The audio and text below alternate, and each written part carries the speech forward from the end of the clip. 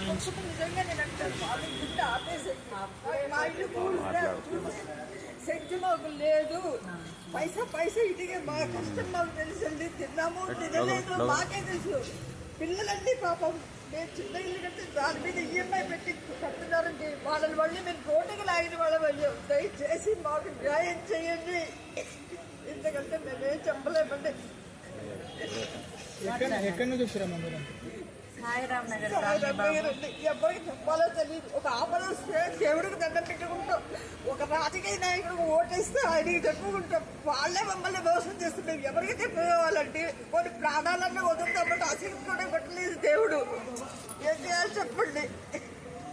రోజు తింటలేదండి, ఇక్కడ దాకా వెళ్తలేదు, తినటలేదు. మొత్తం పిల్లలు తింటున్నారు. అమ్మ దానికే పోతే కష్టం, అమ్మ పడిపోతే కష్టం, అమ్మ మాకు మెంటల్ ఎక్కువ అవుతుంది. ఏం చెప్పాలో తెలియట్లేదండి.